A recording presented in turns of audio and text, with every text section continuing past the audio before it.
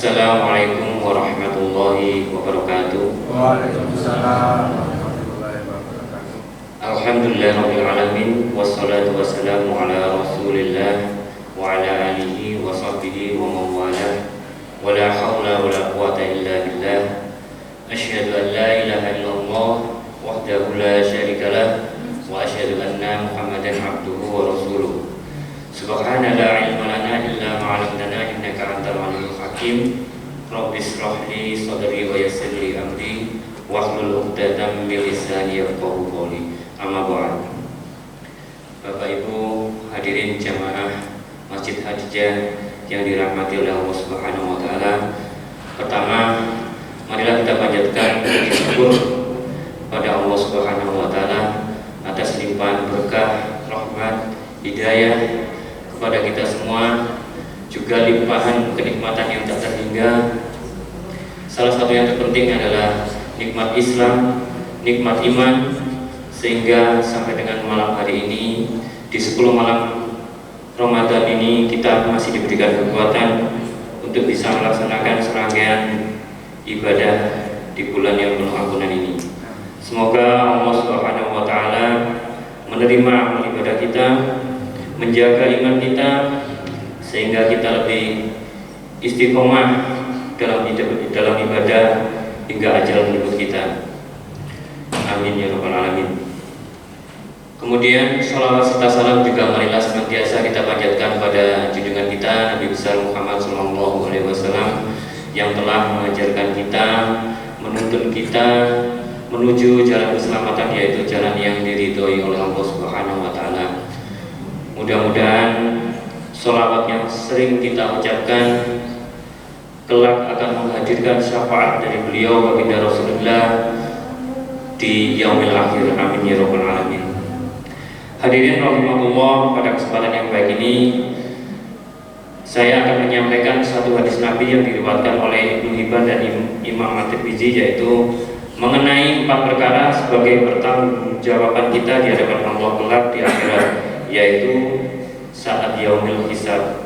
Nabi SAW bersabda, la tazulu qadama 'abdin yaumal qiyamah hatta yus'ala an arba'i, an umrihi fima afnahu wa an jasadihi fima ablahu wa an ilmihi madza amila fihi wa an malihi min aina iktasabahu wa fima anfaqahu. Rawahul Ibnu Hibban wa Tirmidzi.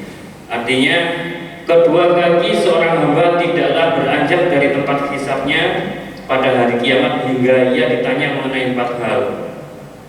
Yang pertama, umurnya untuk apakah ia habiskan? Kemudian jasadnya untuk apakah ia gunakan? Dan yang ketiga, ilmunya apakah telah ia amalkan?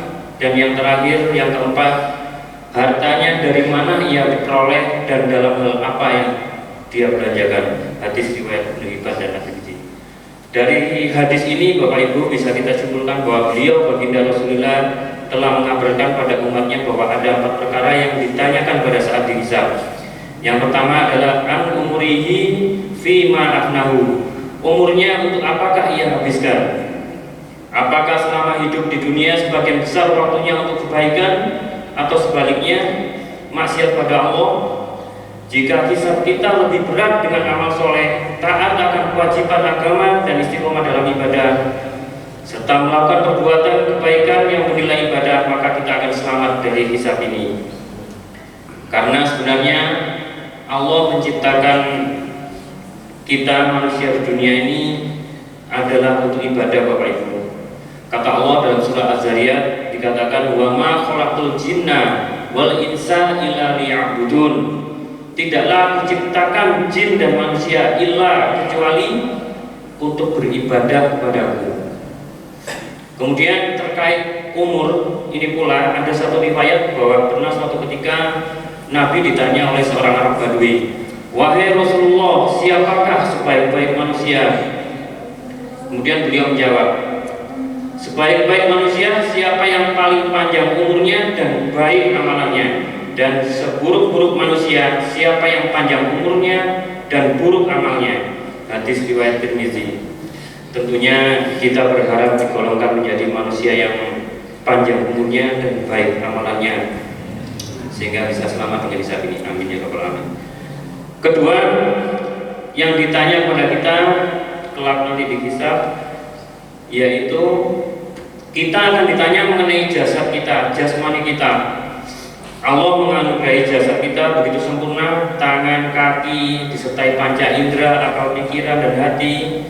Karena itu sungguh sayang kalau kita tidak memanfaatkan untuk mengabdi pada beliau, beribadah pada Allah. Karena semua nanti akan dipertanggungjawabkan, bahkan anggota badan kita akan bersaksi sendiri. Yang saat itu, ketika itu mulut kita akan terkunci. Al-yawma nakhtimu ala afwahihim wa tukallimuna aydihim wa tashhadu arjuluhum bima kanu yaksibun, dalam surat Yasin.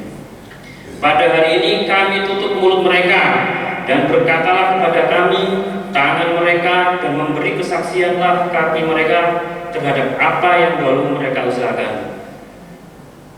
Kemudian yang ketiga, Bapak Ibu, kita akan ditanya mengenai ilmu kita. Apakah perintah wajib menuntut ilmu apakah sudah dilakukan, dan apakah ilmu yang telah didapat sudah diamalkan? Ini penting Bapak Ibu, karena ilmu adalah kunci utama dalam menjalani kehidupan. Artinya bila kita menginginkan suatu urusan dunia, maka diperlukanlah ilmu. Demikian juga bila kita menginginkan pahala akhirat, diperlukan juga ilmu. Salah satu yang terpenting, ilmu itu adalah ilmu agama. Ini hukumnya fardu ain Bapak Ibu, seperti dasar-dasar akidah, hukum-hukum terkait fikih, sholat, zakat, puasa, haji, halal dan haram, dan lain sebagainya.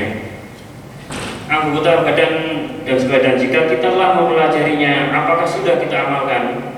Karena mengamalkan ilmu yang sudah kita peroleh, hukumnya juga wajib Bapak Ibu.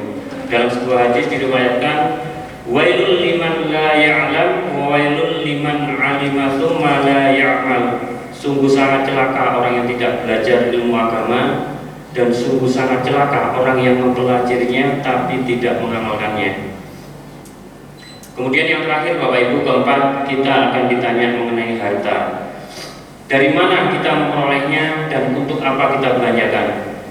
Dalam masalah harta ini manusia terbagi menjadi 3 golongan.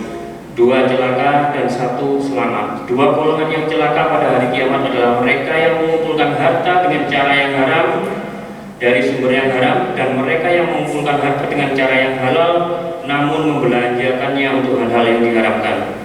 Sedangkan golongan yang selamat adalah mereka yang mengumpulkan harta dengan jalan yang halal dan membelanjakannya untuk perkara-perkara yang halal. Rasulullah SAW bersabda, nikmal mal sholih li rajulis sholih, rawahul Ahmad fi Musnad. Sebaik-baik harta adalah harta milik orang soleh, riwayat Ahmad dalam Musnadnya.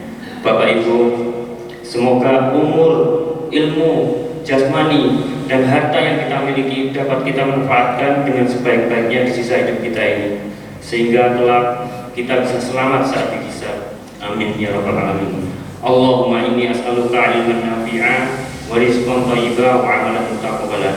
Ya Allah, kami mohon ilmu yang bermanfaat, rezeki yang halal, dan amal yang diterima.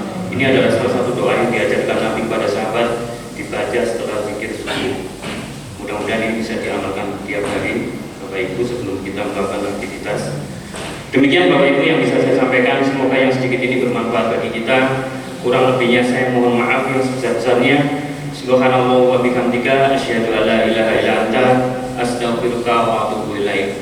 Wassalamualaikum warahmatullahi wabarakatuh. Aqimis shalah. Salat jamiah.